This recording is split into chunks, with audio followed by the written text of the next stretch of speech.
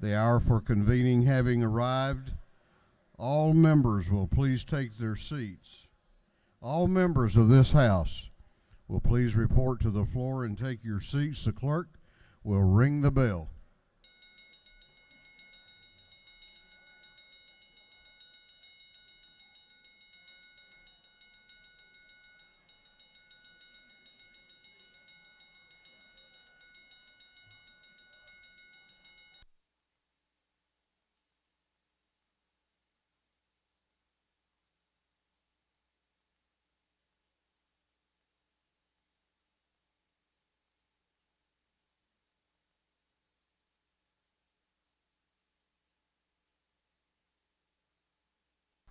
All members will please report to the floor and take your seats.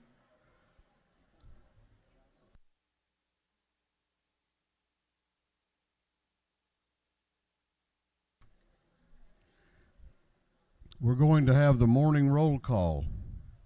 All members present will please vote green to signify their presence in the chamber, and the clerk will unlock the machines.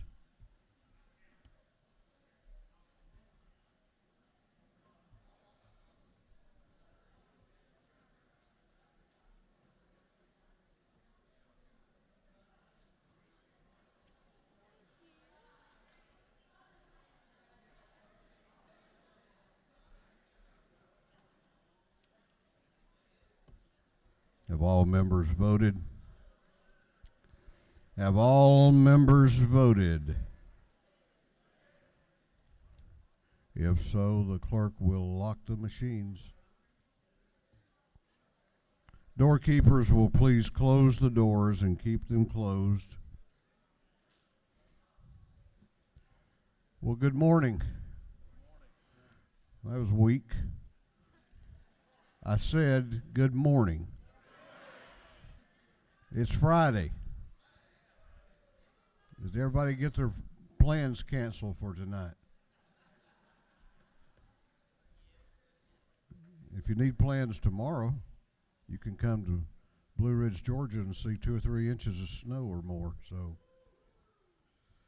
I'll give you a list of restaurants and other places to go when you get up there. Spend money. We're going to begin our day with scripture reading and prayer by the chaplain, after which we will pledge allegiance to the flag of our country. Our chaplain this morning will be introduced by the gentleman from the 9th House District, Representative Will Wade. Representative Wade.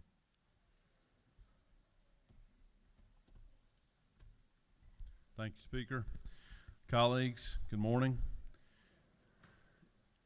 I have the honor and privilege today to introduce to you a personal friend, one of my dad's favorite students, and the pastor of Silver City Baptist Church that's back home in my district. This guy was one of my biggest heroes when I was a youngster because he was the biggest, strongest football player on our team. And he'll tell you he was mean back then, but he was kind to me as one of his teachers, my dad's great students. And I'll tell you, this is especially special for me and my community because today, 1 year ago, this is the gentleman that I called on that my mother and father wanted to help us celebrate the life of my dad. And he has been a rock for us and always been helpful. And I hope you will listen to him today because he will speak truth from the heart. It's my honor and privilege, Pastor Russell Burton.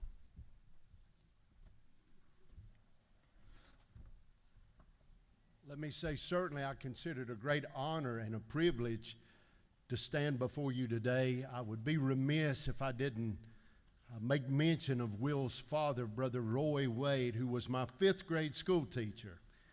This was a man that was a giant of a man, a 6'8", boisterous voice carried throughout the classroom, but one of the gentlest, most loving, compassionate men that I've ever met. He made a huge impression upon my life. Here, brothers and sisters and colleagues, I don't have anything new to tell you this morning, just to remind us of some things of old. In the 10th chapter of the Gospel of Luke, our Lord and Savior Jesus Christ was asked a question by a lawyer. And the lawyer asked him this: he said, "What can I do to inherit eternal life?" And Jesus said unto him, "What is written in the law? How do you read it?" And he answered, saying, "Thou shalt love the Lord thy God with all thy heart, with all thy soul, with all thy strength, with all thy mind, and thy neighbor as thyself." And Jesus answered and said, "Thou hast answered right. This do, and thou shalt live eternally." But he, willing to justify himself, said unto Jesus, "And who is my neighbor?" Friends and colleagues, I've come to ask you this morning with an appeal from my heart for us to define who is our neighbor. So often we think of our neighbor as the person that lives down the road from us, or maybe a family member that we're close to, maybe someone in our community. But our neighbor is much more than the people that we associate with and the people that live down the road from us. They're people that look different than we do and think different than we do and may have different beliefs than we do. But brothers and sisters, we are commanded to love. The greatest commandments are to love the Lord thy God with all of our heart, all of our soul, our strength, and our mind, and to love our neighbor as ourselves.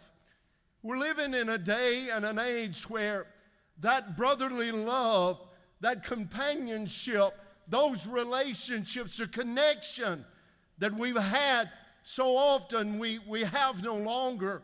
We live in such a fast-paced society, and it seems like we've lost the value of relationships. I can't pretend this morning to tell you what somebody from Savannah, Georgia feels like or thinks, or someone from the inner city, and me being from North Georgia. But what I can do is sit down with my brother and my sister, and I can have conversation and find out who they are and have that connection.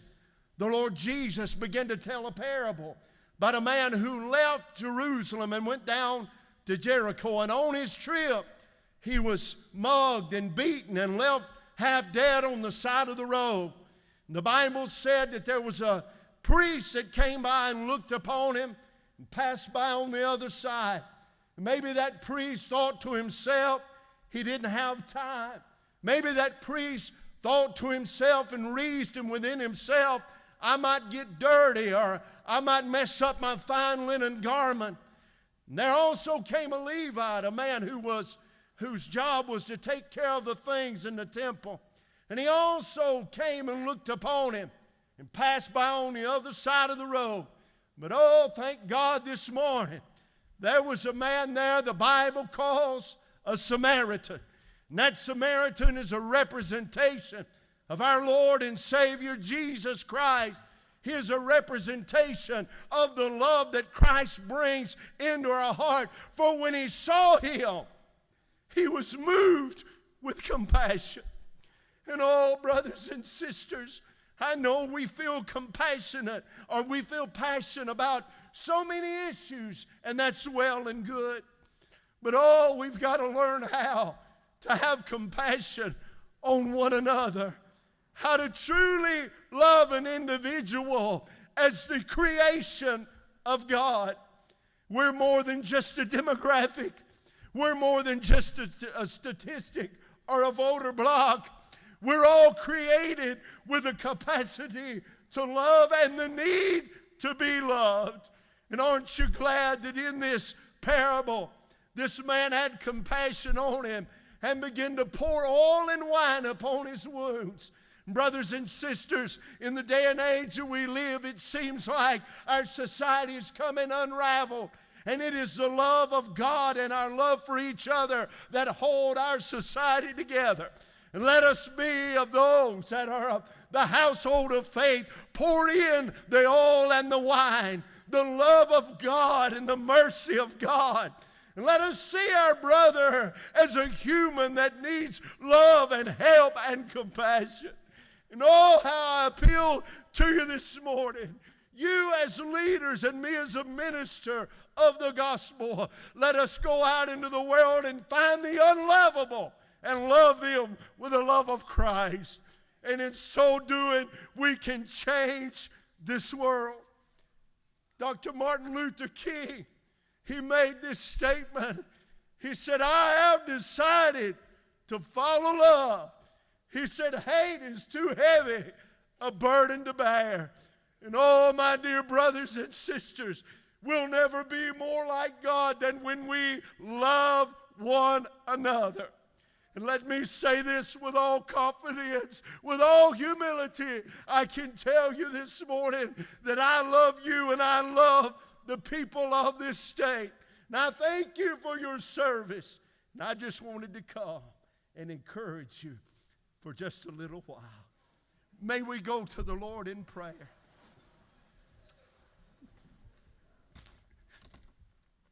Dear Lord and Heavenly Father God, as we come to you in the most precious name of Jesus, God, I thank you for these men and women that are gathered here today to do the people's business. God, I thank you, Lord, that there's no power but what is ordained of God. And Father, I pray for them. I pray for our society. God, that we might love one another. God, hatred and all this negativity has stifled us as a people. But Lord, let us find that cause that is greater than ourselves. The call to love our brother and love our sister. And God, those that, Lord, are on the wayside, those that are broken, those that are wounded, may we show them love and mercy. God, love is more than just a word. It is an action. It is a call to respond. And God, I'm thankful, Lord, you're able to do this in a people. God, we love you and we praise you and we thank you in Christ's name. Amen. I pledge allegiance to the flag of the United States of America and to the republic for which it stands, one nation under God, indivisible, with liberty and justice for all. Doorkeepers will unlock the doors.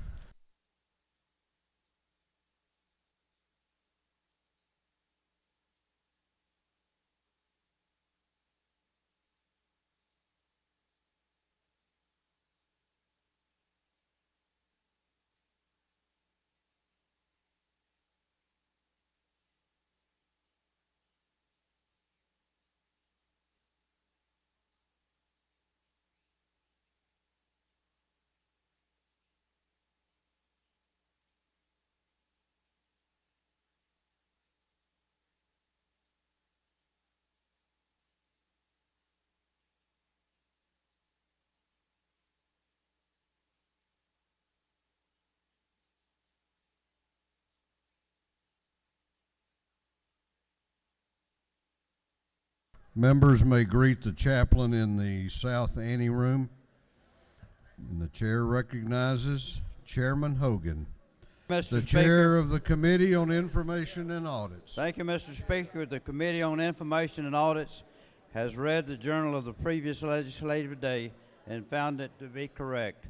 And furthermore, Mr. Speaker, what is happiness? It's nothing more than good health and a poor memory. Chairman Hogan, the chair of the Committee on Information and Audits, reports that the journal of the previous legislative day has been read and found to be correct. Is there any objection to the confirmation of the journal? The chair hears none and the journal is confirmed. The clerk will read the resolution establishing the order of business for the day. Mr. Burns, on the 59th moves following be establishes the order of business during the first part of the period. Unanimous consents. Introduction of bills and resolutions. First reading and reference of House bills and resolutions. Second reading of bills and resolutions. Reports of standing committees. Third reading and passage of uncontested local bills and resolutions. First reading and reference of Senate bills and resolutions. Morning orders. Is there any objection to the adoption of the resolution establishing the order of business for the day. The chair hears none, and the resolution is adopted. First reading of bills and resolutions. The clerk will read. House Bill 1551 by Representative Campbell, the 131st bill being titled an act to amend an act providing for a homestead exemption from Pike County School District ad valorem taxation. Intergovernmental coordination. House Bill 1552 by Representative Jackson, the 64th, Bazemore, the 63rd, Schofield, the 60th, Bruce, the 61st, Hobson, and the 153rd, and others. Bill being titled an act to create the Union City Public Facilities. Intergovernmental coordination. Senate Bill 333 by Senator Albers of 56, Dugan of the 30th, Hatchett of the 50th, Robertson of the 29th, Gooch of the 51st, and others. Bill be titled an act to amend Part 1A of Article 7 of Chapter 3 of Title 20 of the Official Code of Georgia Annotated relating to non-public post-secondary education institutions. Higher education. Senate Bill 562 by Senator Mullis of the 53rd, Gooch of the 51st, Hatchett of the 50th, Walker of the 20th, Goodman of the 8th, and others. Bill be titled an act to amend Part 1 of Article 3 of Chapter 5 of Title 50 of the Official Code of Georgia Annotated relating to general authority, duties, and procedures. Governmental affairs. Senate Resolution 565 by Senator Anna Barte of the 31st, Dugan of the 30th, Mullis of the 53rd, Huffstetler of the 52nd, and Brass of the 28th. A resolution designated Northwest Georgia Logistics Transportation. Corridor. That completes first readers. Second reading of bills and resolutions. The clerk will read. House Bill 868 by Representative McDonald of the 26th, Holmes of the 129th, Estration of the 104th, Rich of the 97th, Mitchell of the 88th, and others. A bill relating to holidays and observances. House Bill 1535 by Representative Taylor of the 173rd and Campbell of the 171st. A bill to amend an act to create the Grady County Lake Authority. House Bill 1536 by Representative Green of the 151st, Smith of the 134th, Smith of the 133rd, and Chokus of the 138th. The bill to amend an act to create the Lower Chattahoochee Regional Transportation Authority. House Bill 1537 by Representative Seabaugh of the 34th, Setzer of the 35th, Earhart of the 36th, Williams of the 37th, Parsons of the 44th, and others. A bill to amend an act creating the State Court of Cobb County. House Bill 1538 by Representative Nolowitz of the 42nd, Allen of the 40th, Jones of the 53rd, Smith of the 41st, Thomas of the 39th, and others. A bill to amend an act creating a new charter for the city of Smyrna. House Bill 1539 by Representative Burchett of the 176th, Corbett of the 174th, and Sains of the 180th. A bill to amend an act to create the Waycross Convention and Visitors Bureau Authority. House Bill 1540 by Representative Allen of the 40th, Thomas of the 39th, Nolowitz of the 42nd, Seabaugh of the 34th, Smith of the 41st, and others. A bill to amend an act consolidating the offices of Tax Collector and Tax Receiver into the Office of Tax Commissioner of Cobb County. House Bill 1541 by Representative Allen of the 40th, Thomas of the 39th, and Nolowitz of the 42nd, Seabaugh of the 34th, Smith of the 41st, and others. A bill to amend an act changing the compensation of the clerk of the Superior Court, the sheriff, and the judge of the Probate Court of Cobb County from the fee system to the salary system. House Bill 1542 by Representative Mallow of the 163rd, Oliver of the 82nd, Jackson of the 165th, Neal of the 74th, Hutchinson of the 107th. A bill relating to procedure for sentencing and imposition of punishment and grants of pardons, paroles, and other relief. House Bill 1543 by Representative Smith of the 18th, Gunter of the 8th, Leverett of the 33rd. A bill relating to criminal procedure and driver's licenses. House Bill 1544 by Representative Evans of the 57th, Dickey of the 140th, Bentley of the 139th, Evans of the 83rd, and Blackman of the 146th. A bill relating to needs-based financial aid program. House Bill 1545 by Representative Gamble of the 15th, Stevens of the 164th, Fry of the 118th, Gunter of the 8th. A bill relating to excise tax on rooms, lodging, and accommodations. House Bill 1546 by Representative Evans of the 57th, Anulowitz of the 42nd, Fry of the 118th, Maynard of the 56th, Hitchens of the 161st. A bill relating to development of transportation plans, public hearings, approval of plans by board, and promulgation of rules and regulations by the Department of Transportation. House Bill 1547 by Representative Hatchett of the 150th, England of the 116th, Burns of the 159th, Knight of the 130th, Houston of the 170th. A bill relating to health. House Bill 1548 by Representative Leverett of the 33rd. A bill relating to soil amendments. House Bill 1549 by Representative Bodie of the 62nd, McLaurin of the 51st, Kendrick of the 93rd, Alexander of the 66th, Gilliard of the 162nd, and others. A bill relating to identification cards for persons without driver's licenses. House Bill 1550 by Representative Stevens of the 164th. A bill to amend an act to create a Board of Elections and Registration of Bryan County. House Bill 1553 by Representative Crowe of the 110th, Collins of the 68th, Williams of the 145th, Lumsden of the 12th, Smith of the 18th, and others. A bill relating to the Department of Corrections. House Bill 1554 by Representative Sains of the 180th, Cooper of the 43rd, Dempsey of the 13th, Maynard of the 56th, and Irwin of the 28th. A bill relating to the Department of Public Health. House Resolution 936 by Representative Bazemore of the 63rd, Kennard of the 102nd, Beverly of the 143rd, and Bruce of the 61st. A resolution urging the Georgia Department of Transportation to study safety and accidents relating to vehicle merging and to consider installing yield signs upon certain merging highways. House Resolution 937 by Representative Deloach of the 167th, a resolution honoring the life and memory of Deputy Sheldon Gordon Whiteman, dedicating a road in his memory. House Resolution 938 by Representative Hawkins of the 27th, Dubrick of the 29th, Donahue of the 30th, a resolution recognizing Representative Carl Rogers and dedicating a bridge in his honor. House Resolution 939 by Representative Gunter of the 8th, a resolution honoring the life of Reverend James Jimmy Richard Rogers Sr. and dedicating a bridge in his memory. House Resolution 940 by Representative Estration of the 104th, a resolution honoring the life of Judge Emily Pate Powell and dedicating an intersection in her memory. House Resolution 941 by Representative Gilliard of the 162nd, Stevens of the 164th, Mallett of the 163rd, Hitchens of the 161st, Jackson of the 165th, and others. A resolution recognizing Mr. Doug Weathers and dedicating an interchange in his honor. House Resolution 942 by Representative Gilliard of the 162nd, Stevens of the 164th, Mallow of the 163rd, Hitchens of the 161st, Jackson of the 165th, and others. A resolution recognizing Mr. Lawrence Hutchins Jr. and dedicating a bridge in his honor. House Resolution 943 by Representative Bennett of the 94th, Beverly of the 143rd, Wilkerson of the 38th, Schofield of the 60th, Hawkins of the 27th, and others. A resolution creating the House Healthy Food Retail Study Committee to investigate the lack of access to fresh, healthy food in certain rural and urban areas in Georgia. Senate Bill 345 by Senator Mollis of the 53rd, Hatchett of the 50th, Anderson of the 24th, and Navarte of the 31st, Dixon of the 45th, and others. A bill relating to general provisions regarding state government. Senate Bill 379 by Senator Strickland of the 17th, Duggan of the 30th, Thompson of the 14th, Miller of the 49th, Jones of the 25th, and others. A bill relating to vocational, technical, and adult education. Senate Bill 381 by Senator Robertson of the 29th, Albers of the 56th, Kennedy of the 18th, Payne of the 54th, Hickman of the 4th, and others. A bill relating to penalties for violating code sections 16.6.9 through 16.6.12. Senate Bill 393 by Senator Dolezal of the 27th, Miller of the 49th, Strickland of the 17th, Duggan of the 30th, Burke of the 11th, and others. A bill relating to public utilities and public transportation. Senate Bill 441 by Senator Hatchett of the 50th, Gooch of the 51st, Miller of the 49th, Goodman of the 8th, Butler of the 55th, and others. A bill relating to courts in general. 3 second readers.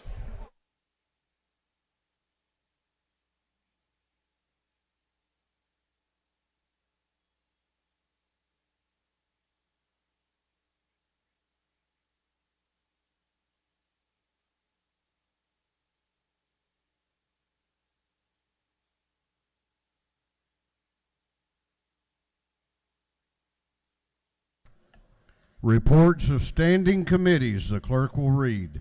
Representative Newton of the 123rd District, Chairman of the Special Committee on Access to Quality Health Care, submitted the following report. Mr. Speaker, Committee on Access to Quality Health Care is under consideration. The following bills of the House is instructed me to report the same back to the House with the following recommendations. House Bill 1547 do pass. House Bill 1519 do pass by substitute, respectfully submitted. Representative Newton of the 123rd District, Chairman. Representative Robert Dickey, the 140th District, Chairman on Committee on Agriculture and Consumer Affairs, submitted the following report. Mr. Speaker, Committee on Agriculture and Consumer Affairs has had under consideration following bills of the House. It's instructed me to report the same back to the House with the following recommendations. House Bill 1496 do pass by committee substitute. House Bill 1522 do pass, respectfully submitted. Representative Robert Dickey, the 140th District, Chairman.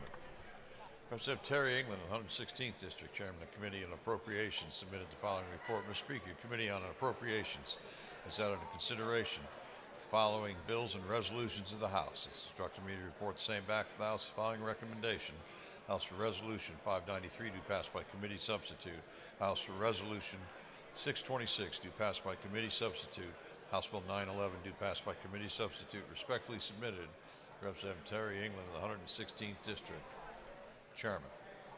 Representative Hawkins of the 27th District, Chairman on Committee on Budget and Fiscal Affairs Oversight, submitted the following report. Mr. Speaker, your Committee on Budget and Fiscal Affairs Oversight has had under consideration the following resolutions of the House. It's instructed me to report the same back to the House with the following recommendations. House Resolution 894 do pass. House Resolution 842 do pass by committee substitute, respectfully submitted. Representative Hawkins of the 27th District, Chairman. Representative Carpenter of the 4th District, Chairman of the Committee on Creative Arts and Entertainment, submitted the following report. Mr. Speaker, your Committee on Creative Arts and Entertainment has had under consideration the following bills and resolutions of the House and Senate. It has instructed me to report the same back to the House with the following recommendations. House Bill 516, do pass.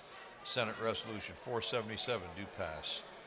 Respectfully submitted, Representative Carpenter of the 4th District, Chairman.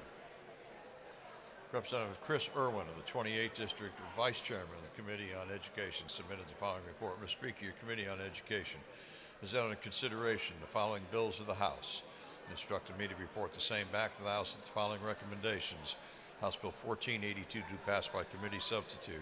House Bill 1474, do pass. House Bill 1184, do pass by committee substitute. House Bill 1283, do pass by committee substitute.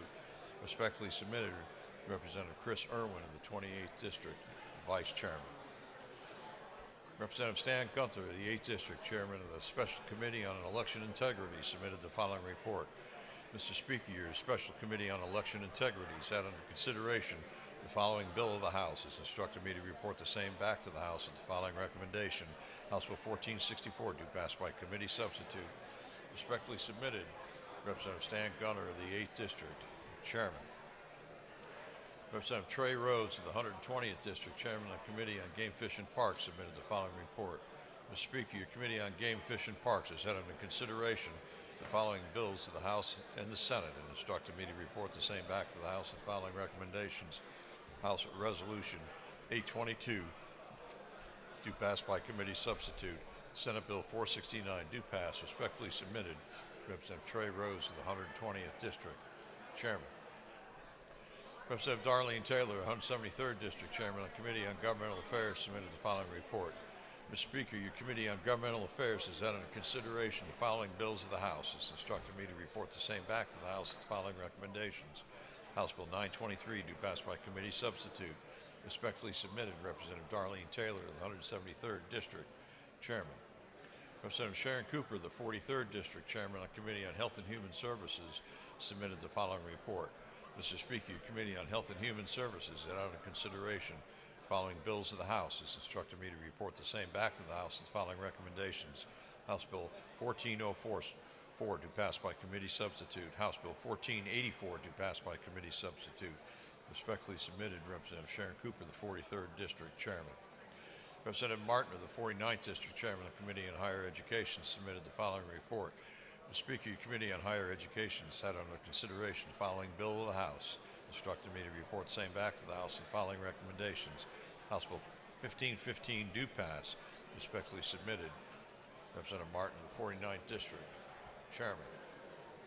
Representative Petrie of the 166th District, Chairman of the Committee on Human Relations and Aging, submitted the following report. Mr. Speaker, your Committee on Human Relations and Aging has had under consideration the following bill of the House. Instructed me to report the same back to the House with the following recommendation. House Bill 1531, do pass by committee substitute. Respectfully submitted, Representative Petrie of the 166th District, Chairman. Representative Jan Tankersley, the 160th District, Chairman of the Committee on Intergovernmental Coordination and Locals, submitted the following report. Mr. Speaker, your Committee on Intergovernmental Coordination and Locals had under consideration the following bills of the House. It's instructed me to report the same back to the House with the following recommendations. House Bill 1418, do pass. House Bill 1488, do pass. House Bill 1495, do pass. House Bill 1509, do pass. House Bill 1510, do pass. House Bill 1529, do pass. Respectfully submitted, Representative Jan Tankersley, the 160th District, Chairman. Representative Estration of the 104th District, Chairman of the Committee on Judiciary, submitted the following report. Mr. Speaker, your Committee on Judiciary has had under consideration the following bills of the House. It's instructed me to report the same back to the House with the following recommendations. House Bill 1068, do pass. House Bill 1390, do pass by substitute. House Bill 1527, do pass. Respectfully submitted, Representative Estration of the 104th District, Chairman. Representative John Corbett of the 174th District, Chairman of the Committee on Motor Vehicles, submitted the following report. Mr. Speaker, your Committee on Motor Vehicles has had under consideration the following bills of the House. Instructed me to report the same back to the House with the following recommendations. House Bill 1528, do pass by committee substitute. Respectfully submitted, Representative John Corbett of the 174th District, Chairman. Representative Vance Smith of the 133rd District, Chairman of the Committee on Natural Resources and Environment, submitted the following report. Mr. Speaker, your Committee on Natural Resources and Environment has had on consideration the following bill of the House. Instructed me to report same back to the House the following recommendations. House Bill 1479 do pass by committee substitute. Respectfully submitted, Representative Van Smith of the 133rd District, Vice Chairman. Representative Jay Collins, the 68th District Chairman of the Committee on Public Safety and Homeland Security, submitted the following report. Mr. Speaker, your Committee on Public Safety and Homeland Security has had on consideration the following bill of the House and has instructed me to report same back to the House the following recommendations. House Bill 830 do pass by committee substitute, respectfully submitted. Representative Jay Collins, the 68th District Chairman. Representative Rick Jaspers of the 11th District Chairman of the Committee on Transportation, submitted the following report. Speaker, your Committee on Transportation has had on consideration the following resolution of the House and instructed me to report the same back to the House the following recommendation. House Resolution 820 do pass by committee substitute. Respectfully submitted, Representative Rick Jaspers of the 11th District Chairman. Representative Shaw Blackman of the 146th District Chairman of the Committee on Ways and Means submitted the following report. Mr. Speaker, your Committee on Ways and Means has had on consideration the following bills of the House. Instructed me to report the same back to the House with the following recommendations. House Bill 304 do pass by committee substitute. House Bill 1041 do pass by committee substitute. House Bill 1053 do pass by committee substitute. House Bill 1291 do pass by committee substitute. House Bill 1330 do pass by committee substitute. House Bill 424 do pass by committee substitute. Respectfully submitted, Representative Shaw Blackman of the 146th District Chairman.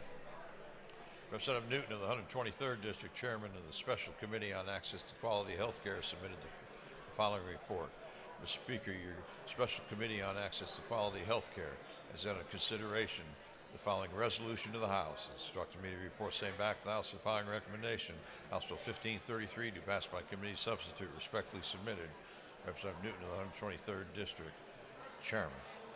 That completes the reading of the reports of standing committees.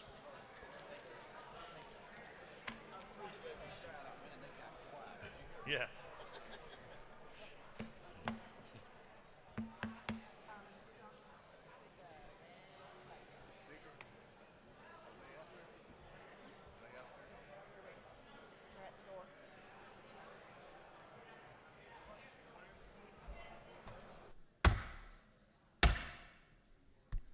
This House will come to order. The chair is going to ask all members to please take your seats. We have some very special guests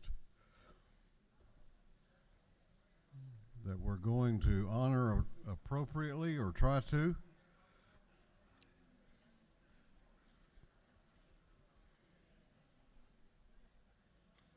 All members will please be seated.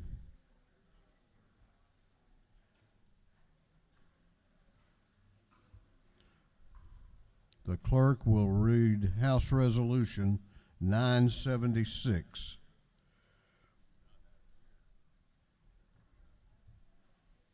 You do now.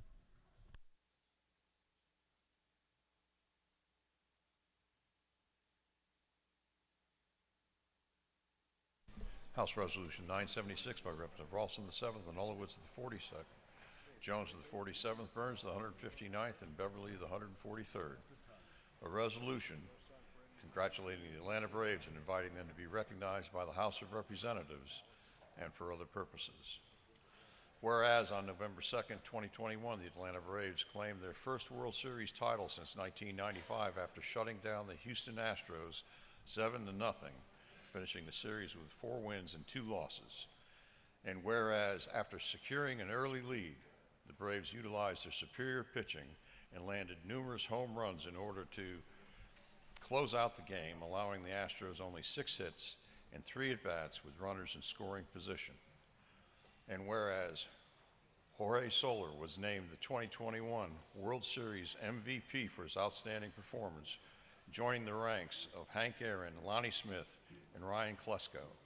And whereas the victory gives the city of Atlanta its first major professional sports league championship title since the Atlanta United won the MLS Cup in 2018, and whereas this phenomenal performance of the team is a clear indication of the outstanding athletic ability, dedication, hard work, and unity of purpose and spirit of each member of the team. And whereas this magnificent team earned its well-deserved reputation for excellence by performing with courage and precision over the months of training and competition, it is abundantly proper to call them champions. Now therefore, be it resolved by the House of Representatives that the member of this body congratulate the Atlanta Braves for winning the 2021 World Series title, extend sincere best wishes for continued success on the field and beyond. Be it further resolved that the Clerk of the House of Representatives is authorized and directed to make appropriate copies of this resolution available for distribution to the public and the press. Thank you, Mr. Clerk.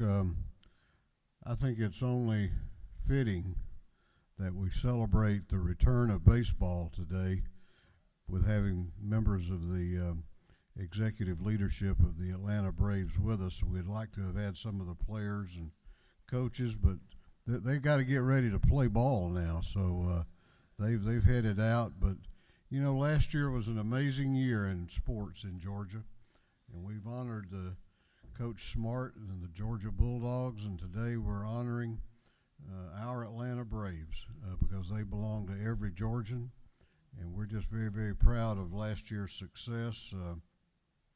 I still remember that third out. That was a great World Series, and a great second half of the season.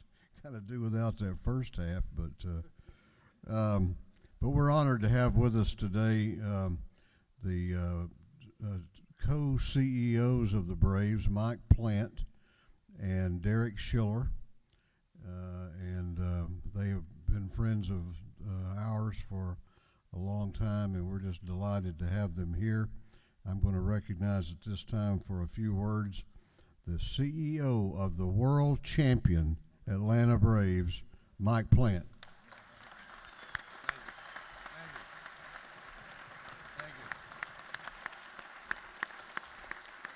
Thank you.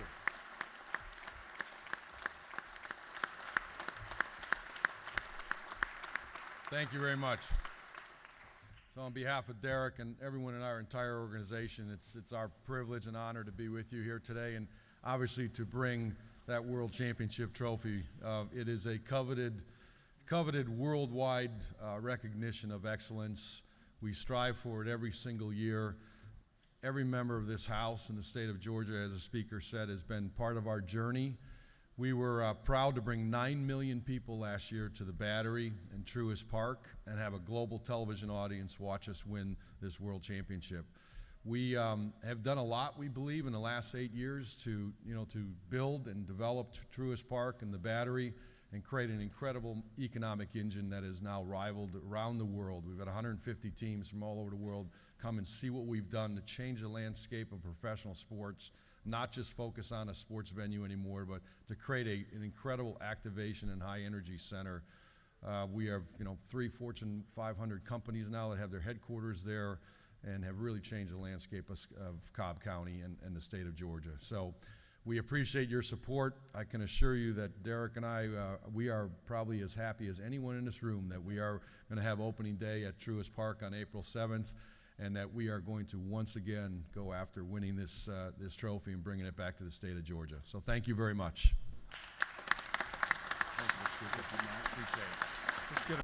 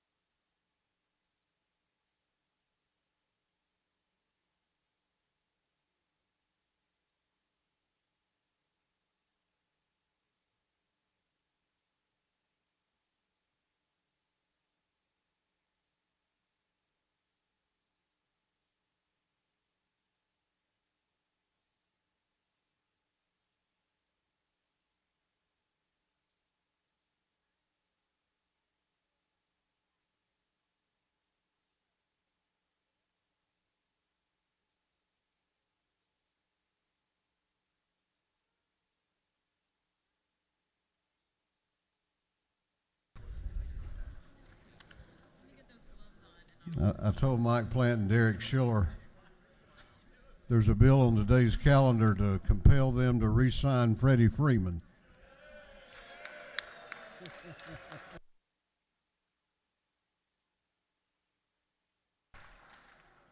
All right, we're going on now to the local calendar. Third reading and passage of uncontested local bills. If there is no objection, we will vote on the local calendar as a whole with a recorded vote. Hearing none, it is so ordered. The clerk will read the local calendar. House Bill 1418 by Representative Smiley, the 135th Columbus, Muskogee County. House Bill 1488 by Representative Campbell, the 171st City of Pelham.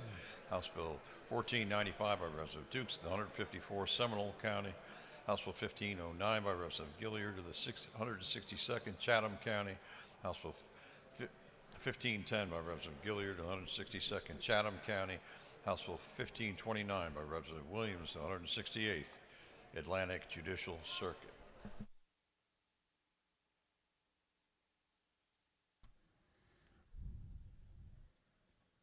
Is there any objection to the previous question being ordered on the local calendar? The chair hears none. The previous question is ordered. Is there any objection to agreeing to the report of the committee which was favorable to the passage of the bills? The chair hears none. The report of the committee is agreed to. Shall these bills now pass?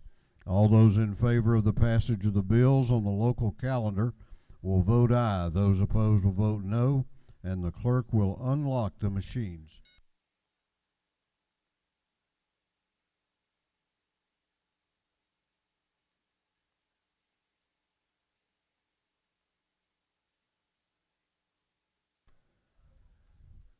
Have all members voted? Have all members voted? If so, the clerk will lock the machines. On the passage of the bills on the local calendar, the ayes are 153. The nays are 1. These bills, having received the requisite constitutional majority, are therefore passed.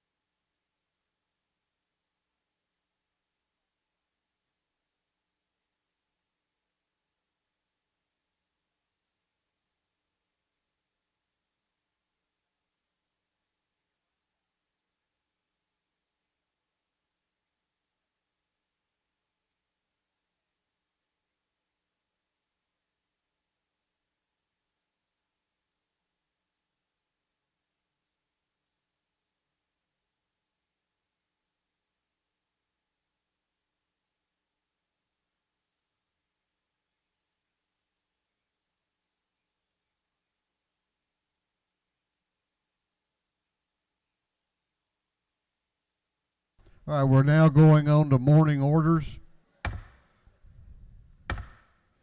House will come to order. House will come to order. We've got a lot of stuff on the rules calendar today. So I'm going to limit morning orders strictly to 1 minute each. Chair recognizes Chairman Parsons for a morning order.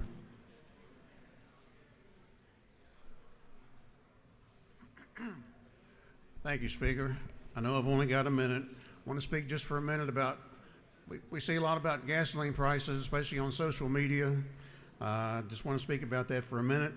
During my last 3 years with the 335th Signal Unit down in East Point, I was the intelligence NCO, so I got a pretty good glimpse into misinformation coming from different places around the world. And I see a lot of misinformation on the internet, especially social media. But in particular, I just want to mention the Keystone Pipeline.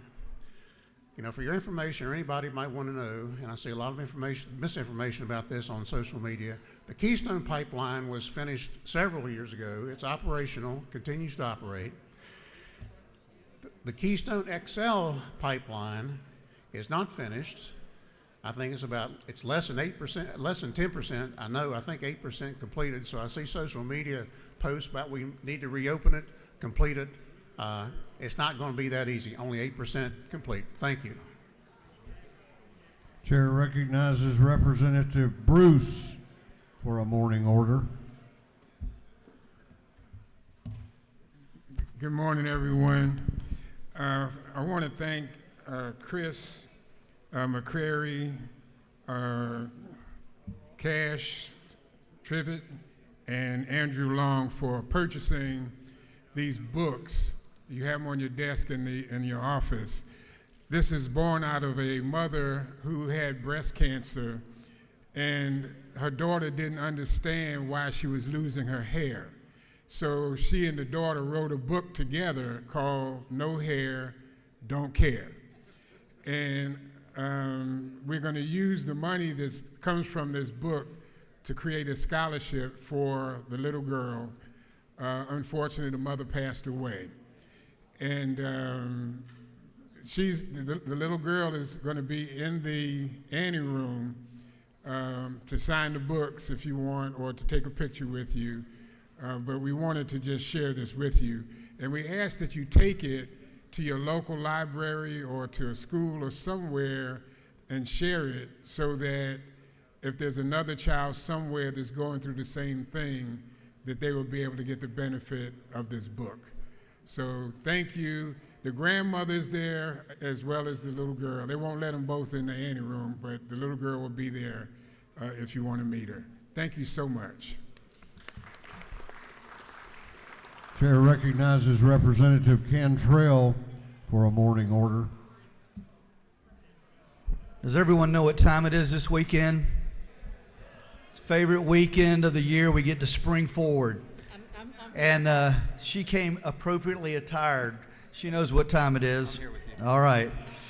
So last year, we passed legislation that could make this year's Spring Forward the last one ever. We could lock the clock and never change time again, but it's up to the Congress to do so. There are two bills in our Congress right now. H.R. 69 has 33 sponsors. It's bipartisan. So I want to encourage you to encourage your congressman to support this bill. 3 Georgia congressmen are on that bill.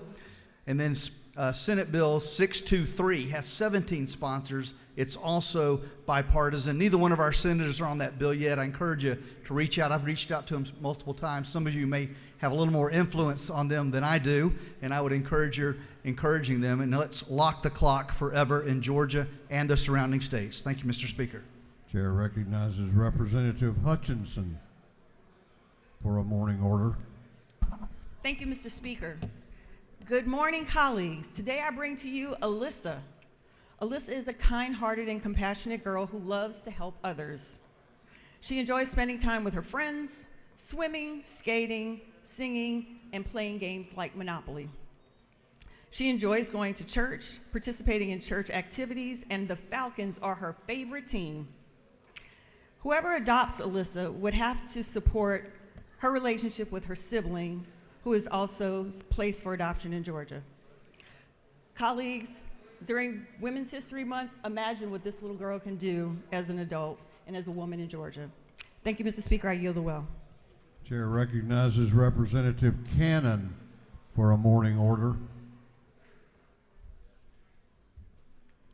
Thank you, Mr. Speaker. Good morning, members. I rise today to discuss Music in Our Schools Month. It is the entire month of March, and as many of you may know, the way that children learn is not always from a textbook, not always from a PowerPoint. Sometimes it's from a song, sometimes it's from a performance evaluation. So the official idea is that it is the biggest school chorus in the world every March. So I ask that you just reach out to your local public schools and see how they're doing with Music in Our Schools Month, and hopefully in the years to come we'll be able to have some at the Capitol. Thank you so much. Chair recognizes Representative Wade for a morning order.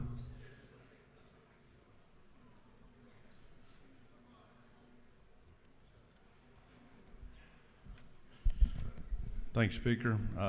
Colleagues, I'd ask you to rise to recognize and celebrate the life of a very amazing member of my community. Mr. Ernest Paul Stringer, known as Paul around town, passed away peacefully on March 2nd. Paul was a native and lifelong resident of Lumpkin County, where he attended North Georgia College and was in the Corps Cadets.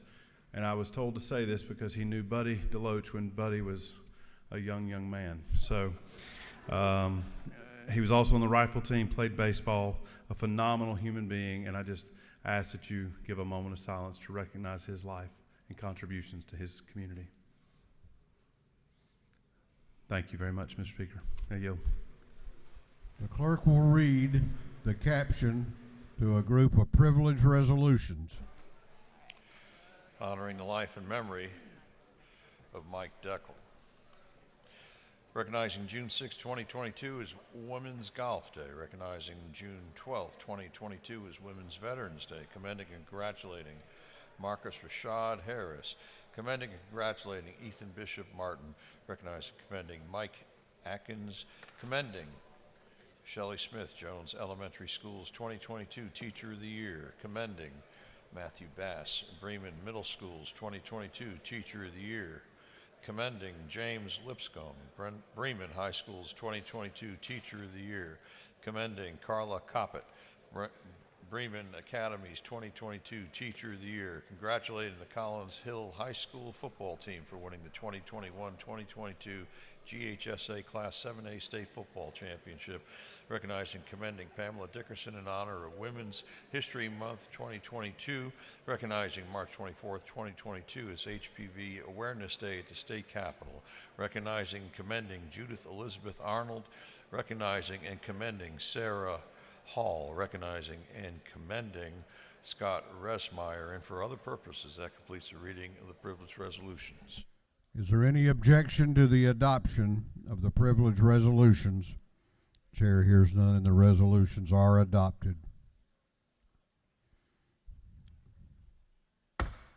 We are now going on to the rules calendar.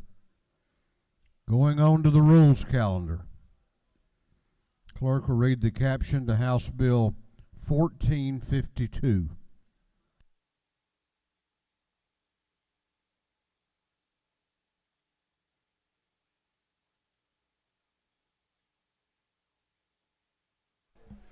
House Bill 1452 by Representative Leverett of the 33rd to be entitled an act to amend Chapter 13A of Title 19 of the Official Code of Georgia annotated relating to dating violence protective orders so as to revise a definition and to provide for related matters. This bill having referred to the Committee on Judiciary and Non-Civil, that committee recommends that this bill do pass. Chair recognizes Chairman Gaines to present the bill. Apparently I need to work on my handwriting. Thank you, Mr. Speaker. I'm proud to present House Bill 1452, cleanup language to address an issue we saw since last year. We passed protections for victims of dating violence to file a temporary protective order against their abuser.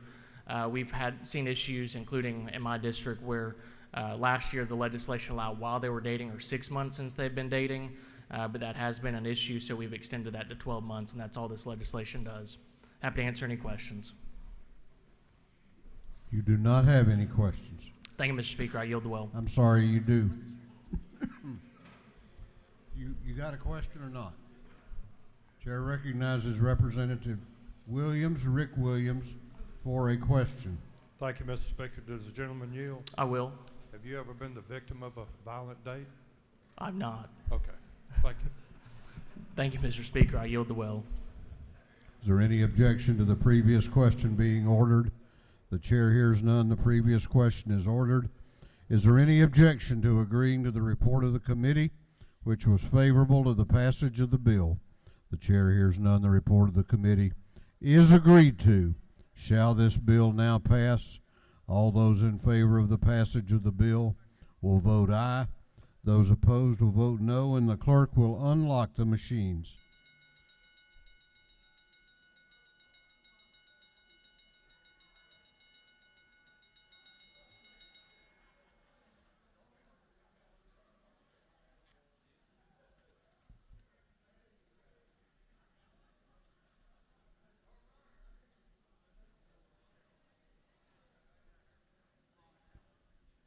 Have all members voted?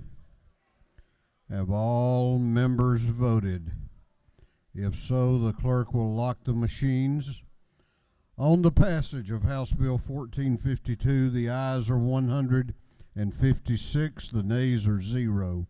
This bill, having received the requisite constitutional majority, is therefore passed. Clerk will read the caption to House Bill 1409. House Bill 1409 by Representative Werkheiser, the 157th, be entitled an act to amend Chapter 9 of Title 34 of the Official Code of Georgia annotated relating to workers' compensation so as to change certain provisions related to workers' compensation benefits. This bill having referred to the Committee on Industry and Labor, that committee recommends that this bill do pass. Chair recognizes Chairman Werkheiser to present the bill. Thank you, Mr. Speaker. This is an agency bill from the State Workers' Comp Board, which comes as a recommendation to them from the Workers' Comp Advisory Council. House Bill 1409 increases the maximum amount of benefits an employee can receive under workers' comp for temporary total disability to $725, which is a $50 increase. And the maximum amount of benefits for temporary partial disability to $483 per week, which is also a $50 increase.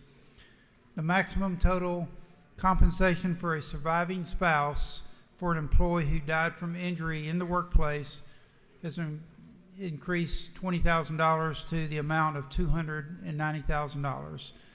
That is the bill. I'll be happy to answer any questions. You do not have any questions. Thank you, Mr. Speaker. I ask for your favorable consideration on 1409. We have two members that wish to be heard on the bill. The chair recognizes Representative Stacey Evans to speak to the bill.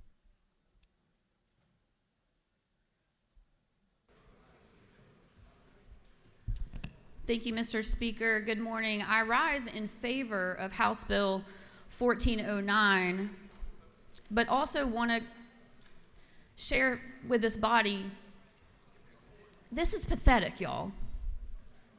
Georgia is 46th in the rates that we pay for workers' comp. 46th. We are adding $50 to the max that someone can get when they get hurt on the job. This rate that we pay right now, $675 as a max. That means a lot of people are getting less than this, is 60% of the statewide average of weekly wages in this state. Y'all, these are working people who do jobs that a lot of us in this room are not willing to do, some jobs that are very dangerous. And when they get hurt, no matter what their wage was, we say, this is the most that your time is worth. Maybe, if they're lucky, 60% of the statewide average. Now, almost every other state, and when I say almost every other state, I mean literally almost every other state, ties their max workers' comp rate to the average state wages, and they index it. They don't have to have their legislature come back and give them a piddly $50 here and $50 there. They don't have to beg like that. We're better than that. And I say this as the daughter, the granddaughter, and the niece of folks that spent their whole lives working in carpet mills, sticking their hands in and out of machines to get yarn, climbing under machines to fix them so that you and I can have this plush carpet to walk on. As the sister of a lineman who climbs up on utility poles to make sure that when we flip the switch, the light comes on. As the niece of a coal miner who climbed in and out to make sure that we had the energy that we needed? And there, but for the grace of God, go I. There, but for the grace of God, did our family not fall in hard times because somebody got hurt. It could have happened at any moment, and it happens to Georgians every day. And we talk a lot in here about wanting to support hardworking Georgians. This is not helping hardworking Georgians. This is insulting them. And so while I will be voting yes on this bill, I am sick that this is how we treat our folks. $675 is the max. Our neighbor to the north, Tennessee, $1,022. I'm not talking about what California does or New York. Tennessee, y'all. Red state. We can do better. Thank you, Mr. Speaker. I yield the well. Chair recognizes Representative Walensky to speak to the bill.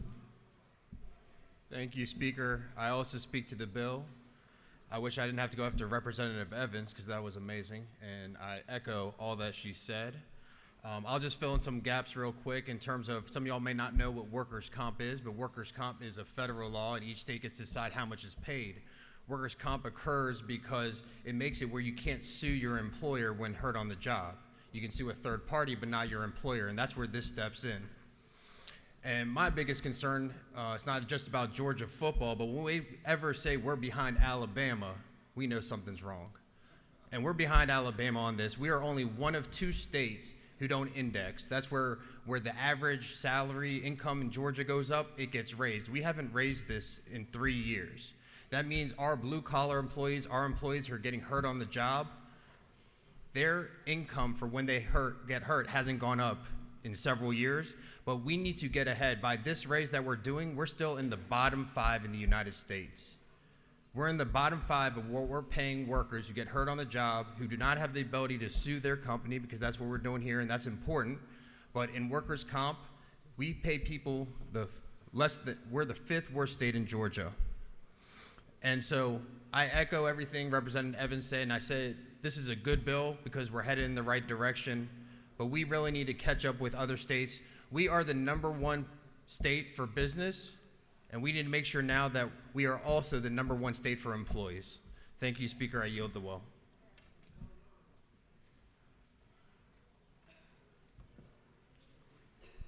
Is there any objection to the previous question being ordered? The chair hears none. The previous question is ordered. Is there any objection to agreeing to the report of the committee, which was favorable to the passage of the bill? The chair hears none. The report of the committee is agreed to. Shall this bill now pass? All those in favor of the passage of the bill will vote aye. Those opposed will vote no, and the clerk will unlock the machines.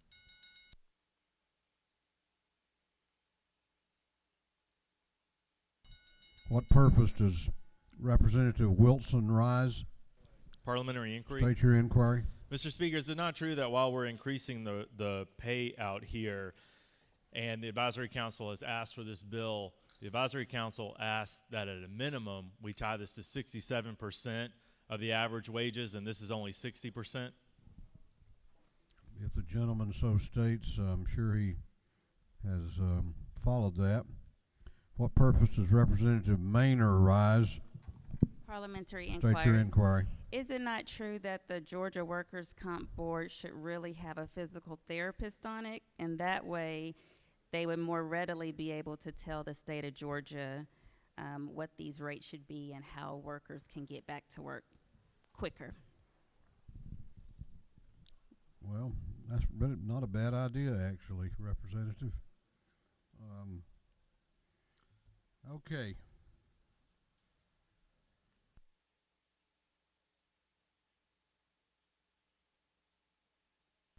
Have all members voted? Have all members voted? If so, the clerk will lock the machines on the passage of House Bill 1409. The ayes are 158, the nays are 1.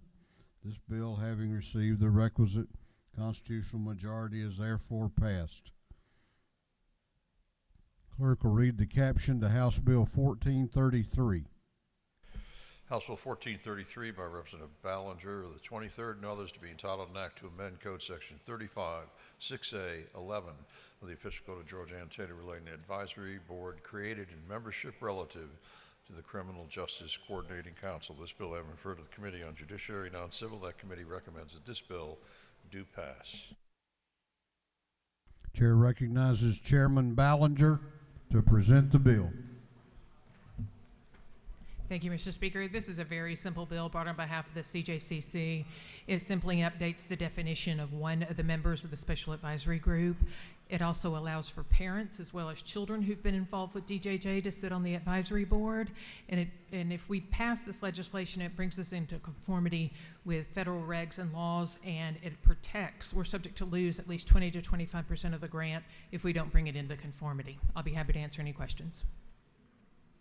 Do you yield for questions? Yes, sir. Chair recognizes Representative Cannon to your left for a question. Thank you. Do you yield? Yes, ma'am. Can you tell us more about why we were out of compliance or out of uniformity? It was just an update that the federal, the Congress had done. They had updated their definition of one of the positions, and so we needed to bring ours into conformance with that. Okay, just to follow up, do you Sure. further yield? So when did that happen? I'm not sure. It's within the last year.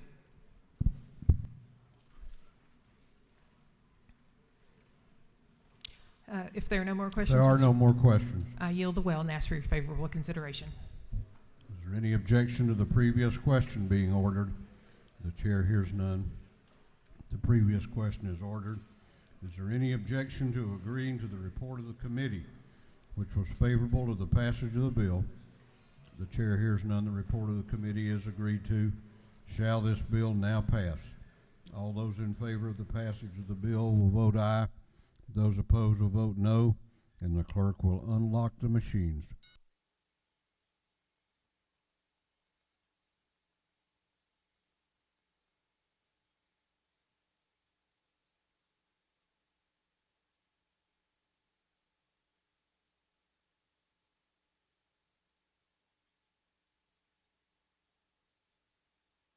Have all members voted? Have all members voted? If so, the clerk will lock the machine on the passage of House Bill 1433. The ayes are 158, the nays are 0.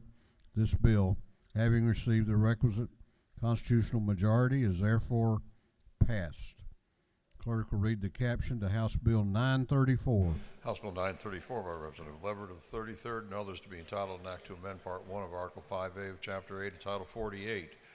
The Official Code of Georgia annotated relating to Special District Mass Transportation Sales and Use Tax, so as to provide for the maximum amount of time frame for the collection of such tax when an intergovernment agreement has been entered into. This bill having referred to the Committee on Ways and Means. That committee recommends that this bill do pass. Chair recognizes the Chief Deputy Whip of the Majority Caucus, Representative Leverett, to present the bill.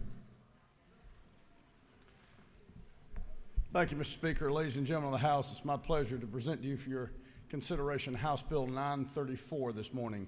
This bill amends the single county T-SPLOST statute. That is the Transportation Special Purpose Local Option Sales Tax. It does not affect the regional T-SPLOST, which many of us are familiar with. It's just the single county T-SPLOST. About 40 counties currently have this throughout the state. Currently, the tax, if approved by the voters of the county, runs until a certain amount stated in the ballot question is collected, and then it ends.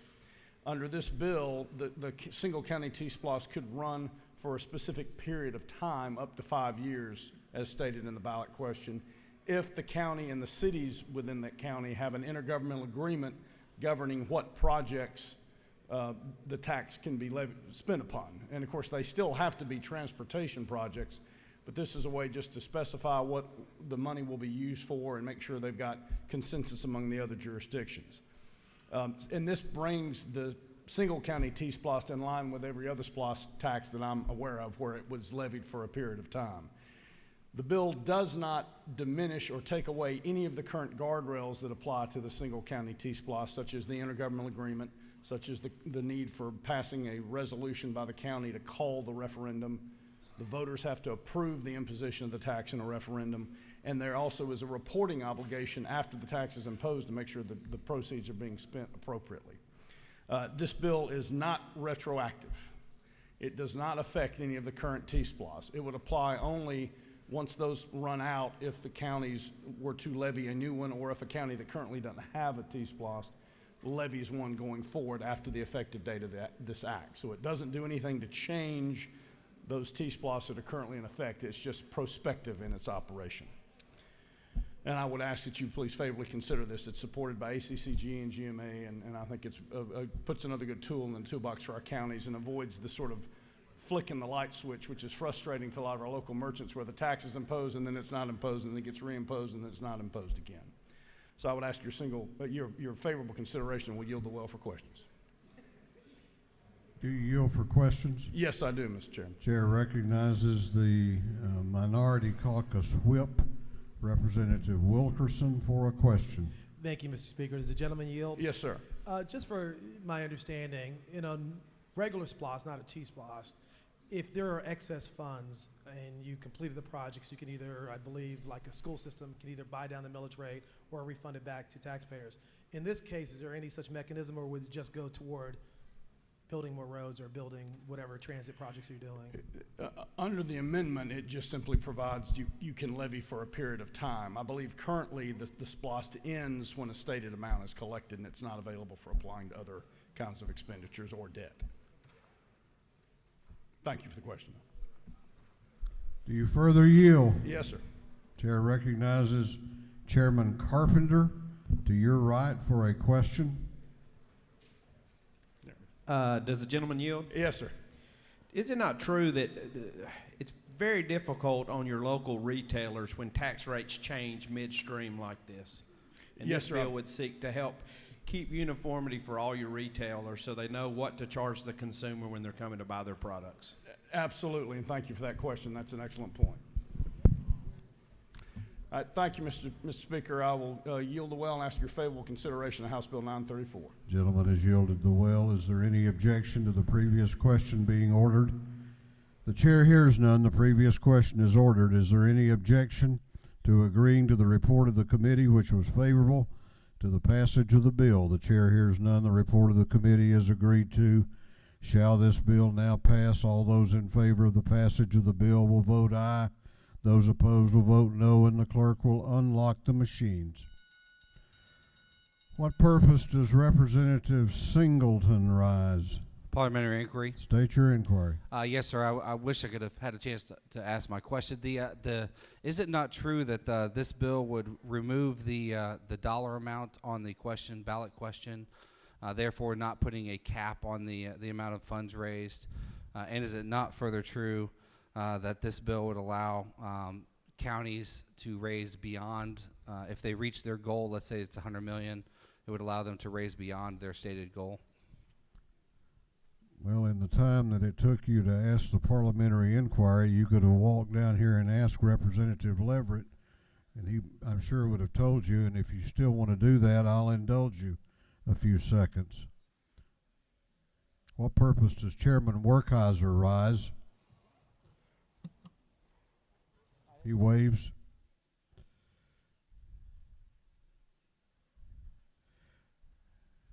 Have all members voted? Have all members voted? If so, the clerk will lock the machine on the passage of House Bill 934. The ayes are 150, the nays are 8. This bill, having received the requisite constitutional majority, is therefore passed. Clerk will read the caption to House Bill 895. House Bill 895 by Representative Crowe, the 110th and others, to be entitled an act to amend Chapter 16 and Title 17 of the Official Code of Georgia Annotated relating to discovery and criminal procedure so as to provide for restrictions of the disclosure of certain personally identifiable information of non-sworn employees of law enforcement agencies. This bill having referred to the Committee on Judiciary and Non-Civil, that committee recommends that this bill do pass by committee substitute. Chair recognizes Representative Crowe to present the bill. Thank you, Mr. Speaker. Colleagues, this is House Bill 895. It is a GBI bill.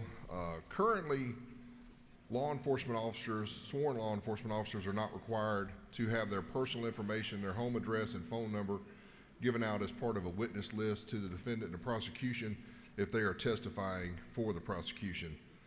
That same courtesy is not given to non-sworn employees of law enforcement agencies. For example, your crime scene technicians and your crime lab scientists. And all this bill does is seek to give them those same protections, so if they are testifying for the prosecution in a criminal case, they don't have to give out their personal information to the defense. So with that, I will yield for questions, Mr. Speaker. You have no questions. Thank you. I yield the will and ask for your favorable consideration. Is there any objection to the previous question being ordered? The chair hears none. The previous question is ordered. Is there any objection to adopting the committee substitute? The chair hears none. The committee substitute is adopted. Is there any objection to agreeing to the report of the committee, which was favorable to the passage of the bill? The chair hears none. The report of the committee is agreed to. Shall this bill now pass? All those in favor of the passage of the bill will vote aye. Those opposed will vote no, and the clerk will unlock the machines.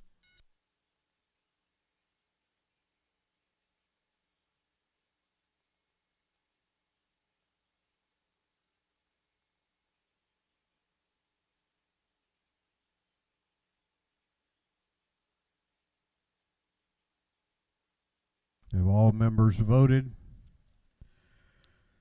Have all members voted? If so, the clerk will lock the machine on the passage of House Bill 895. The ayes are 156, the nays are 0. This bill, having received the requisite constitutional majority, is therefore passed. Clerk will read the caption to House Bill 1232. House Bill 1232 by Representative Barton of the 5th and others to be entitled an act to amend Code Section 1611-112 and Chapter 2 entitled 40 of the Official Code of Georgia annotated relating to vehicles with false or secret compartments and registration and licensing of motor vehicles so as to revise terminology. This bill having referred to the Committee on Motor Vehicles, that committee recommends that this bill do pass by committee substitute. Chair recognizes Representative Barton to present the bill. Thank you, Mr. Speaker. Thank you, colleagues. This is a bill from the Department of Revenue. The bill cleans up terminology for making it from a temporary license plate to a temporary operating permit. The reason why in the industry, auto industry, new and used, and the Department of Revenue, they call them tops, and this just makes it to where it's consistently together. And that's pretty much it, Mr. Speaker. And if there's no questions, I'll ask for a favorable opinion. No questions. Thank you, Mr. Speaker. Thank you. Is there any objection to the previous question being ordered? The chair hears none. The previous question is ordered. Is there any objection to adopting the committee substitute? The chair hears none. The committee substitute is adopted. Is there any objection to agreeing to the report of the committee, which was favorable to the passage of the bill? The chair hears none. The report of the committee is agreed to. Shall this bill now pass? All those in favor of the passage of the bill will vote aye. Those opposed will vote no, and the clerk will unlock the machines.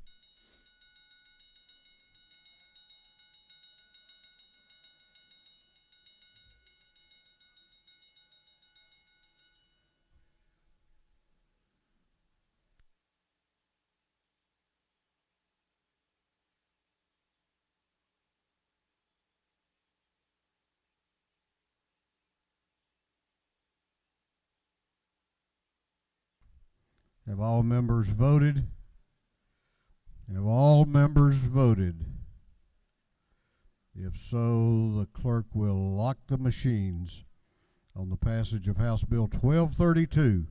The ayes are 157, the nays are 0. This bill, having received the requisite constitutional majority, is therefore passed. Clerk will read the caption to House Bill 725. House Bill 725 by Representative Lim of the 99th and others to be entitled an act to amend Code Section 44-12-280, the Official Code of Georgia Annotated relating to Council on American Indians Concerned, created membership, assignment for administrative purposes, terms of office. This bill having been referred to the Committee on State Properties and Community Affairs. That committee recommends that this bill do pass by Rules Committee substitute. Chair recognizes Representative Marvin Lim to present the bill. Thank you, Mr. Speaker. Hello again, colleagues. Today I ask for your favorable consideration on HB 725. It's a bill with a slightly different subject matter, but ultimately still one regarding localized self-governance and self-determination, and certainly thus of great importance. As you may or may not know, the state of Georgia has a Council on American Indian Concerns under the Department of Natural Resources, the scope of which, beyond the self-explanatory title, is to ensure proper burial and artifact preservation, to promote cultural heritage, and to support the economic development of our indigenous Americans in the state. What this bill seeks to do is to ensure that the council's membership will always have representation by at least one member from each of our state-recognized tribes, of which we currently have 3, the Georgia Tribe of Eastern Cherokee in North Georgia, the Cherokee of Georgia in the southeast, and the Lower Muskogee Creek Tribe in the southwest. In addition, with the urging of the council and the 3 tribes, the bill updates the codification of the addresses for each of those tribes, as all 3 do have new addresses and have thus requested this information be updated. While this appears clerical on its face, this is very important because oftentimes people do have trouble reaching out and ultimately connecting with them, which was certainly true in my experience during my initial outreach to each of the 3 a few years ago. Given their importance to our history and our need to support their visibility and ultimately their flourishing, it becomes necessary to ensure that in a quite literal sense they can be found. That is what this bill attempts to do, and I'm grateful for the Council on American Indian Concerns and the 3 tribes for supporting and entrusting me with these simple but meaningful updates. I ask for your favorable consideration. And thank you, Mr. Speaker. I yield for any questions. You do have a question. Do you yield? I do yield. Chair recognizes Chairman Darlene Taylor to your left for a question. Does the gentleman yield? I do. I want to thank you very much for bringing this bill. I do have in my district the Lower Muskogee Creek, and they really appreciate all your hard work on this. Thank you. And I thank Chairman Taylor for helping sure we got the absolute correct addresses. No further questions. Thank you, Mr. Speaker. I yield the well and ask for your favorable consideration. Is there any objection to the previous question being ordered? The chair hears none. The previous question is ordered. Is there any objection to withdrawing the committee substitute? The chair hears none. The committee substitute is withdrawn. Is there any objection to adopting the substitute offered by the Committee on Rules? The chair hears none. The Rules Committee substitute is adopted. Is there any objection to agreeing to the report of the committee, which was favorable to the passage of the bill? The chair hears none. The report of the committee is agreed to. Shall this bill now pass? All those in favor of the passage of the bill will vote aye. Those opposed will vote no, and the clerk will unlock the machines.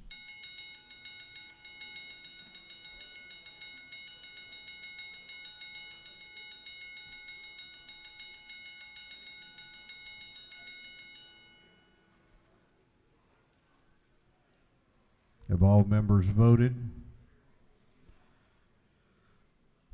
Have all members voted? If so, the clerk will lock the machines. On the passage of House Bill 725, the ayes are 156. The nays are 0. This bill, having received the requisite constitutional majority, is therefore passed. Clerk will read the caption to House Bill 1391. House Bill 1391 by Representative Gunner of the 8th and others to be entitled an act to amend Article 2 of Chapter 12 of Title 17 of the official code of Georgia annotated relating to public defenders so as to revise the compensation of public defenders and assistant public defenders. This bill having referred to the Committee on Judiciary and Non-Civil, that committee recommends that this bill do pass. Chair recognizes Chairman Gunter to present the bill. Thank you, Mr. Speaker. House Bill 1391 raises the pay of the Circuit Public Defender to equal that of the District Attorney. It also bumps the pay of the Assistant Public Defender, which is Category 4, by 5%. So they would receive 95% of the pay of the Public Defender. This isn't done in order to retain better qualified and better qualified attorneys for that position. And that's basically what the bill's about. It's, if we pass the budget, it will be covered in the budget. I'll yield for any questions. You do not appear to have any. I yield the well and ask for your favorable consideration. Is there any objection to the previous question being ordered? The chair hears none. The previous question is ordered. Is there any objection to agreeing to the report of the committee, which was favorable to the passage of the bill? The chair hears none. The report of the committee is agreed to. Shall this bill now pass? All those in favor of the passage of the bill will vote aye. Those opposed will vote no, and the clerk will unlock the machines.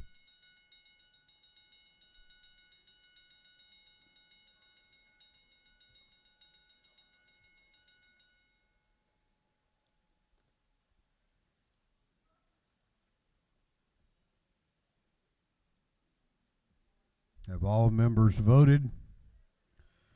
Have all members voted? If so, the clerk will lock the machines.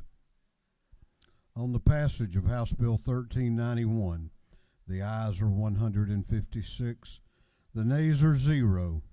This bill, having received the requisite constitutional majority, is therefore passed. Clerk will read the caption to House Bill 1343. House Bill 1343 by Representative Clark of the 147th and others to be entitled an act to amend Code Section 38-151 of the official code of Georgia annotated relating to general duties, record seals, and effective seals on documentary evidence so as to eliminate the requirement of the general to publish personal information of commissioned officers of the organized militia.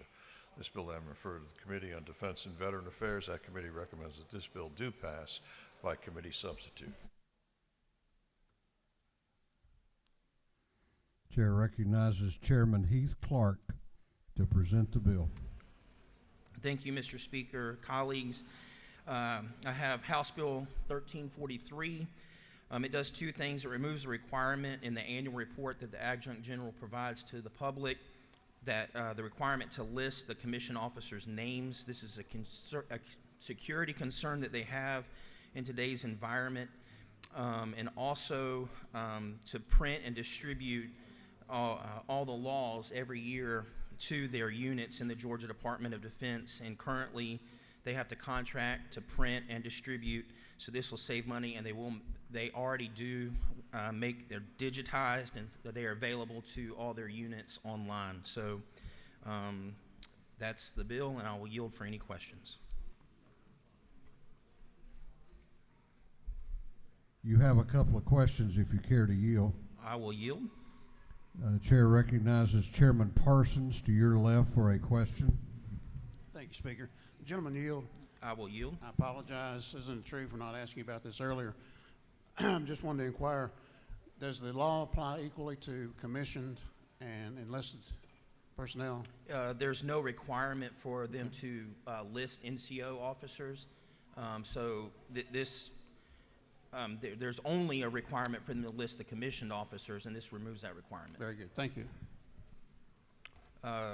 Mr. Speaker, I will yield the well and ask for the members' favorable consideration. Is there any objection to the previous question being ordered? The chair hears none. The previous question is ordered. Is there any objection to adopting the committee substitute? The chair hears none. The committee substitute is adopted. Is there any objection to agreeing to the report of the committee, which was favorable to the passage of the bill? The chair hears none. The report of the committee is agreed to, shall this bill now pass?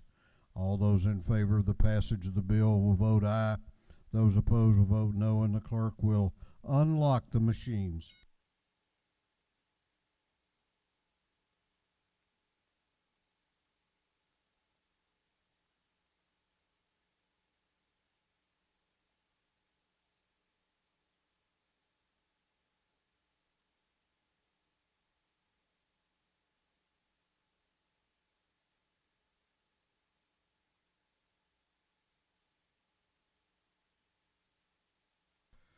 Have all members voted? Have all members voted? If so, the clerk will lock the machine on the passage of House Bill 1343. The ayes are 158, the nays are 0. This bill, having received the requisite constitutional majority, is therefore passed.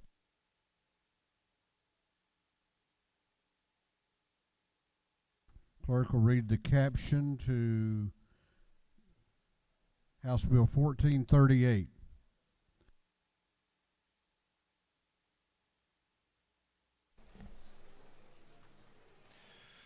House Bill 1438 by Representative Thomas, the 21st, and others being titled an act to amend Chapter 2, Title 32 of the official code of Georgia annotated relating to the Department of Transportation so as to amend notice provisions relative to meetings for the election of board members. This bill having referred to the Committee on Transportation.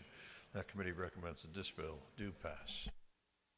Chair recognizes Representative Brad Thomas to present the bill.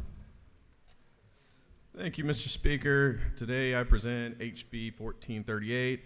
This is Departmental Housekeeping Bill. The bill does 4 things. Section 1, it allows for notification of election of board member via email, which I'm sure we would all appreciate. Section 2 clarifies the language with a technical correction and replaces request for proposals with request for proposal revisions, which is important because during the proposal process, sometimes the scope is revised slightly. Section 3 provides an additional reference to the authorized rules and regulations of the department governing alternative contracting methods. Section 4, it seeks to make it absolutely clear that no one can abuse the Open Records Act to obtain personal information on our Georgia drivers. And with that, that's the presentation of the bill. I'll yield for one question and then yield the well.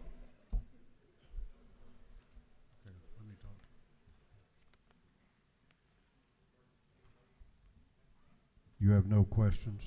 Thank you, Mr. Speaker. I ask for your favorable consideration. Is there any objection to the previous question being ordered? The chair hears none. The previous question is ordered. Is there any objection to agreeing to the report of the committee, which was favorable to the passage of the bill? The chair hears none. The report of the committee is agreed to. Shall this bill now pass? All in favor of the passage of the bill will vote aye. Those opposed will vote no, and the clerk will unlock the machines.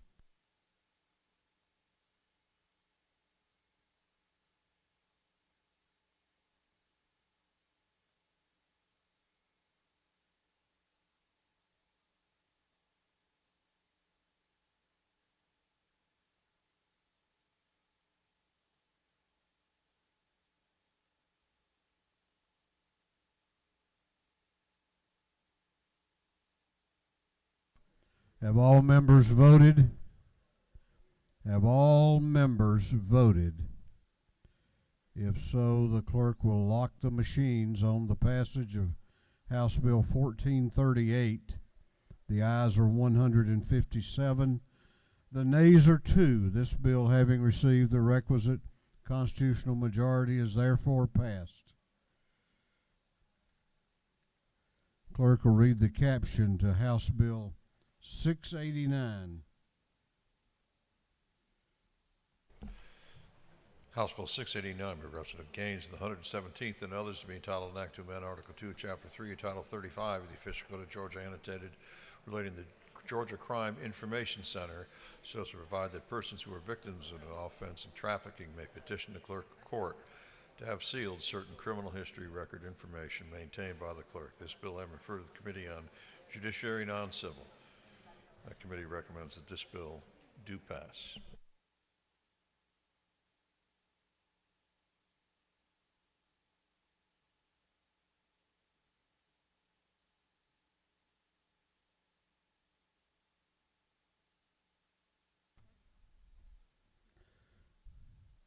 Chair recognizes Chairman Gaines to present the bill. Thank you, Mr. Speaker. House Bill 689 cleans up some important legislation that we passed a couple years ago to protect survivors of human trafficking. This legislation fixes an unintentional statutory requirement that these survivors wait 2 years before asking a court to restrict and seal their offense. Legislature, I don't believe ever intended for that waiting period to apply, and so this ensures that human trafficking survivors are able to immediately have their offense vacated. Mr. Speaker, I'd be happy to answer any questions if there are any. You do have a question if you care to yield. I will. Chair recognizes Representative McLaurin to your right for a question. Thank you, Mr. Speaker. Does the gentleman yield? I will. I'll start by trying to immunize myself from the type of admonition the Speaker delivered about asking the author of the bill before doing this. Tried to chase you down on the floor. The concern that I have, and maybe a couple colleagues have, and I'm probably ultimately going to vote yes, I just want to make you as friendly as possible, but I want to understand. If a law enforcement official who comes into possession of restricted information, sealed information, for whatever reason goes rogue, decides to publicize that information, what are the types of penalties or prohibitions in the code section or in the statutes to make sure that there, what's the limitation on using that sealed information improperly? I don't think that's something that we address in this bill, but certainly I'd be open to looking at something to address that issue. But I don't think that would be something that, I don't think it's addressed in this legislation. I think that'd need to be a separate measure, but certainly open to that. Okay, and I guess just to flag it, the concern is just, I assume that what you're doing in line 32, 33 is just codifying what the access that law enforcement agencies already think they have. That's right. So that in practice, and that's the second part of the measure, is it does allow and clarifies that criminal justice agencies have access to these records. That is already happening under the legislation we passed a couple years ago, Senate Bill 288, that allowed for record restrictions on misdemeanors. They already have access to that, but it's just clarifying it in law. That's correct. Well, I support your bill, and I appreciate you taking time to clarify. Thank you. You have another question if you care to yield. I'll yield for one more. Chair recognizes Representative Jasmine Clark to your left for a question. Thank you, Mr. Speaker. Does the gentleman yield? I will. This is actually a really simple question. I just want to make sure I'm reading the same bill. What LC number are you working from? LC 413032. Okay, thank you. Thank you, Mr. Speaker. I'll yield the well and ask for the body's favorable consideration on House Bill 689. Is there any I'm sorry, we had one more member that wished to be heard. Chair recognizes Representative Bazemore to speak to the bill. Thank you, Mr. Speaker. And thank you, colleagues. Thank you to Representative Gaines. We have been passing extraordinary bills to help our children in human trafficking. And for those of you that may not know, part of my district sits at the busiest airport in the world and over 30 hotels, which is a recipe for human trafficking. And I have been working closely with the First Lady, Marty Kemp, for over 3 years on this issue, and law enforcement and others. So I so appreciate it, and I will be voting for this bill, and I encourage you all to do the same. I yield the well. Is there any objection to the previous question being ordered? The chair hears none. The previous question is ordered. Is there any objection to agreeing to the report of the committee, which was favorable to the passage of the bill? The chair hears none. The report of the committee is agreed to. Shall this bill now pass? All those in favor of the passage of the bill will vote aye. Those opposed will vote no, and the clerk will unlock the machines.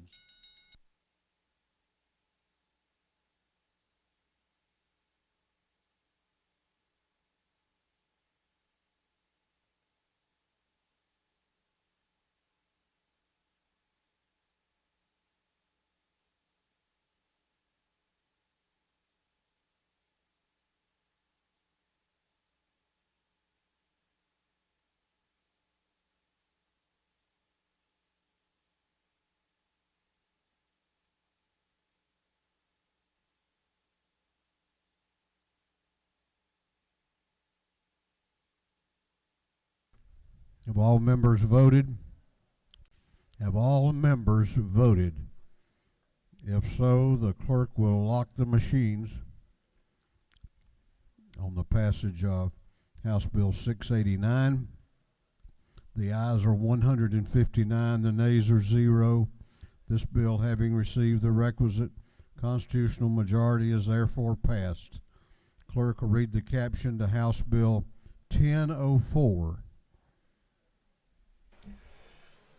House Bill 1004 by Representative Maynard, the 56th and others to be entitled an act to amend Title 20 of the official code of Georgia Annotated relating to education to provide for the establishment of unified campus police forces through agreements entered into by colleges and universities.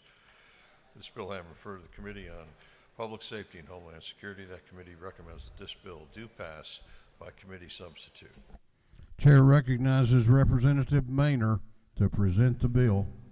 Thank you, Mr. Chair. Thank you, colleagues. This is a really simple bill. In my district is Morehouse, Spelman, Clark, Morris Brown, and several other HBCUs. They're the only consortium in the state of Georgia. And right now, if a crime is happening on one campus, the police on the separate campus cannot cross over into the other person's campus. They have to call 911. So this bill just simply allows the colleges and the AUCC to enter into an agreement, and this has been vetted by the Sheriff's Association. Every college president of these universities also signed a letter of support, as well as the Atlanta Police Foundation, and I would love your favorable support, and I'll yield the will. Do you yield for any questions? It's up to you. Who is it? You know, I've never had anybody ask that question. The representative just looked at me and said, "Who is it?"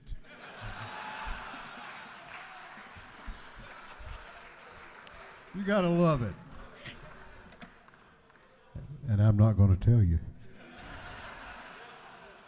I yield the will.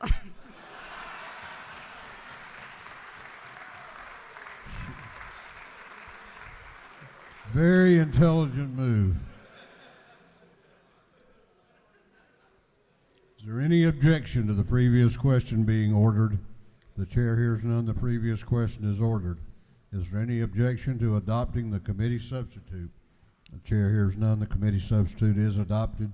Is there any objection to agreeing to the report of the committee, which was favorable to the passage of the bill?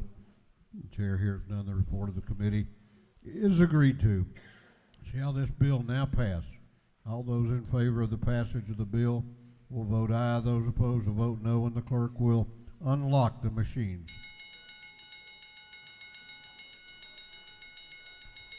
What purpose does Chairman Martin rise? A parliamentary inquiry, Mr. State your Speaker. inquiry. Isn't it true, Mr. Speaker, myself and many of my colleagues could learn from the young lady, the member this morning, in the way she handled that question in the well as the hours get long and the days get longer down here. Isn't that true, Mr. Speaker?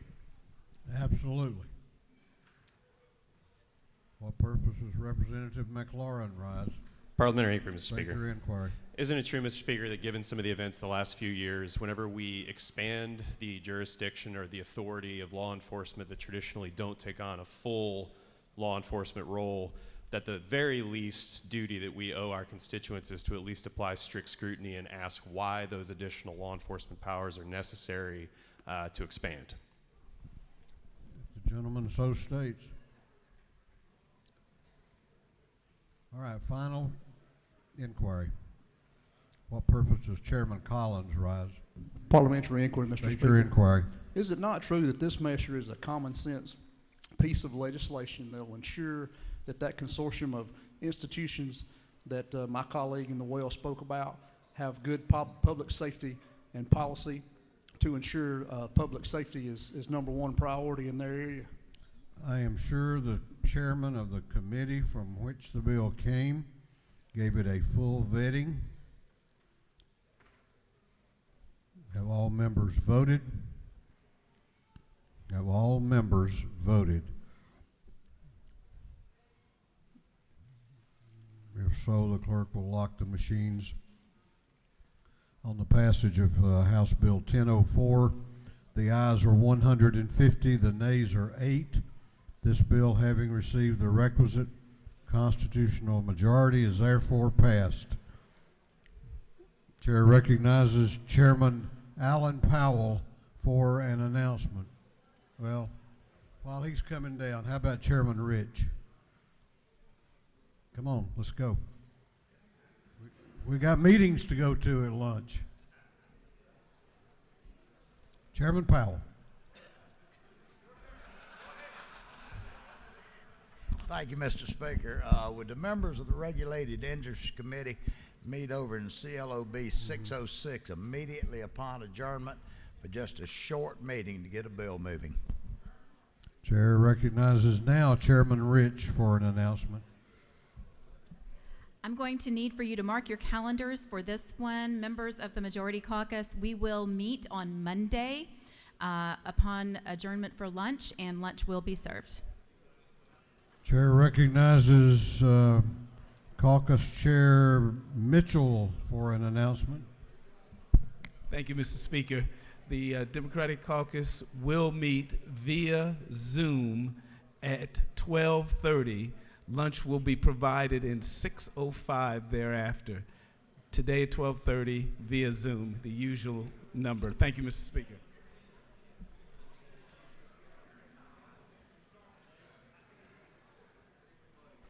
Chair recognizes the Chairman of the House Rules Committee, Chairman Smith, for an announcement. Thank you, Mr. Speaker. House Rules Committee will meet today at 1:30 today in room 341. Thank you, sir. Rules Committee meeting at 1:30 this afternoon. This House will be in recess for lunch until 1:40 p.m. 1:40.